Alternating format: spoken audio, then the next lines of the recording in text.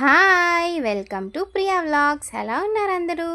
నేను ఆషాఢం మొదల దగ్గర నుంచి అనుకుంటున్నాను గోరింటాకు పెట్టుకోవాలని. అస్సలు కుదరడం లేదు. పైగా ఒక్కటే వర్షం.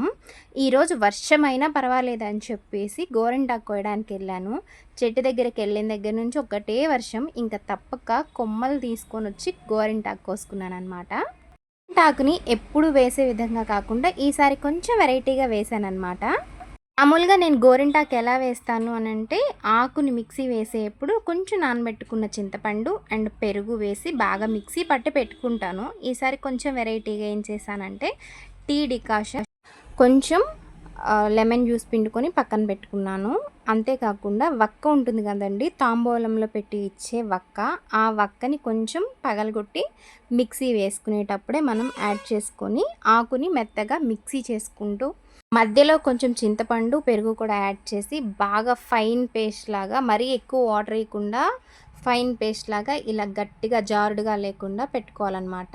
ఇప్పుడు పర్ఫెక్ట్గా మనం చేతికి పెట్టుకున్న ఎటు కారిపోకుండా కదలకుండా ఉంటుంది గోరింటాకు. నేను ఎక్కువ హెవీ డిజైన్స్ ఏమీ ప్లాన్ చేయలేదు, జస్ట్ నార్మల్గా చాలా సింపుల్గా పెట్టుకుందాం అనుకొని ఇలా పెట్టుకుంటున్నాను. ఇంతకీ నా డిజైన్ ఎలా అనిపించింది కామెంట్ చేయండి. గోరింటాకు పెట్టుకున్న 1 అవర్లో హ్యాండ్ వాష్ చేసుకున్నాను, కానీ చూడండి ఎంత చక్కగా పండిందో. వీడియో శ్రావణ మాసం ఫస్ట్ డే పోస్ట్ చేశాను, కానీ నేను గోరింటాకు మాత్రం ఆషాఢ మాసంలోనే పెట్టుకున్నానండోయ్.